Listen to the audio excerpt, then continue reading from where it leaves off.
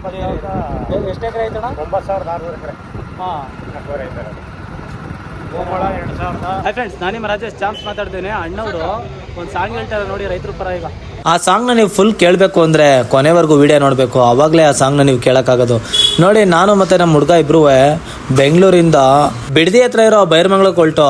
ಅಲ್ಲಿ ಏನಕ್ಕಪ್ಪ ಹೋಯ್ತಾ ಇದ್ದೀವಿ ಅಂದರೆ, ಅಲ್ಲಿ ರೈತರ ಪರ ತುಂಬ ಹೋರಾಟಗಳು ನಡೀತೈತೆ. ಅಲ್ಲಿ ನಾವು ಒಂದು ವಿಸಿಟ್ ಕೊಡೋದ, ನಮ್ಮ ಅಣ್ಣವ್ರನ್ನೆಲ್ಲ ಮಾತಾಡ್ಸೋದ, ರೈತರ ಕಷ್ಟ ಏನು ಅಂತ ನಾವು ಒಂದಪ್ಪ ಕೇಳೋದ ಅಂದ್ಬಿಟ್ಟು ನಾನೇ ಸ್ವಂತವಾಗಿ ಒಂದು ಸಾಂಗ್ನ ಬರ್ಕೊಂಡು ರೈತರ ಪರನೇ ಹೋದೆ. ನನಗೆ ಅಲ್ಲಿ ಸಪೋರ್ಟ್ ಕೊಡ್ತಾರ ಇಲ್ವೋ ಅಂತ ನಂಗೆ ನಿಜ ಗೊತ್ತಿರಲಿಲ್ಲ. ಆದರೆ ಅಲ್ಲಿಗೆ ಹೋದ್ಮೇಲೆ ನಂಗೆ ಗೊತ್ತಾಗಿದ್ದು ಎಷ್ಟೊಂದು ಜನ ನನಗೆ ಎಷ್ಟು ಸಪೋರ್ಟ್ ಕೊಟ್ಟರು ಅಂದರೆ ನಿಜ.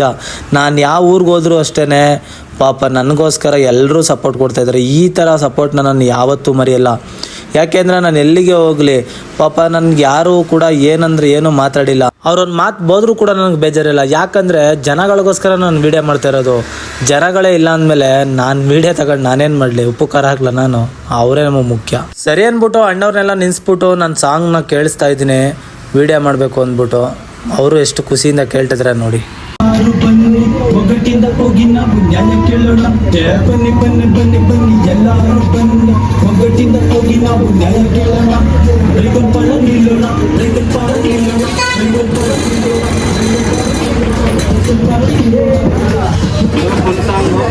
ಆ ಸಾಂಗ್ನ ಕೇಳ್ತಿರ್ಬೇಕಾದ್ರೆ ಜನಗಳ ಮುಖದ ಮೇಲೆ ಮಂದಹಾಸ ಮೂಡಿ ಬರ್ತಿತ್ತು. ಅವ್ರ ಖುಷಿಗೆ ಮಿತಿನೇ ಇಲ್ಲ ಅನ್ನೋ ಥರ ಇದ್ರು.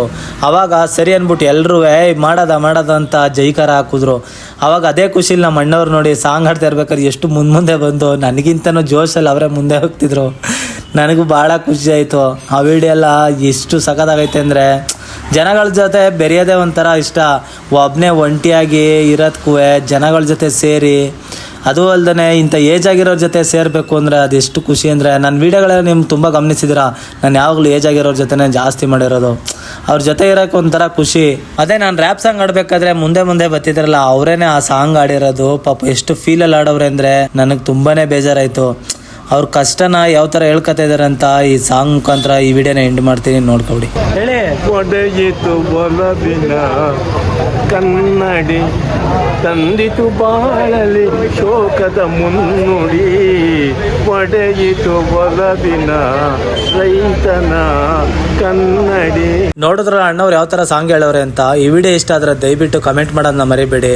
ಮತ್ತೆ ಈ ವಿಡಿಯೋ ತುಂಬ ಲೆಂತ್ ಆಗ್ಬಿಡುತ್ತೆ, ಅದಕ್ಕೋಸ್ಕರ ನಾನು ನೆಕ್ಸ್ಟ್ ಪಾರ್ಟಲ್ಲಿ ಆ ಜಾಗ ಎಲ್ಲಿ, ಆ ಟ್ಯಾಂಕ್ ಮೇಲೆಲ್ಲ ಯಾವ ಥರ ಹತ್ತೋದು, ಅಲ್ಲೆಲ್ಲ ಯಾವ ಥರ ಜಾಗ ಐತೆ ಅಂತ ಅದೆಲ್ಲ ಫುಲ್ ವಿಡಿಯೋದೆಲ್ಲ ಹಾಕ್ತೀನಿ. ಮತ್ತೆ ಅಣ್ಣವ್ರು ಇನ್ನೂ ಫುಲ್ ಸಾಂಗ್ ಹೇಳಿರೋದು ಹಾಕ್ತೀನಿ, ನೆಕ್ಸ್ಟ್ ಪಾರ್ಟಲ್ಲೆಲ್ಲ ಬರುತ್ತೆ. ಓಕೆ ಫ್ರೆಂಡ್ಸ್, ನಮ್ಮ ಡೈಲಿ ಬ್ಲಾಗ್ ಇಷ್ಟ ಆದರೆ ದಯವಿಟ್ಟು ಶೇರ್ ಮಾಡಿ. ಮುಂದಿನ ವಿಡಿಯೋದಲ್ಲಿ ಸಿಗ್ತೀನಿ. ಓಕೆ ಫ್ರೆಂಡ್ಸ್, ಬಾಯ್.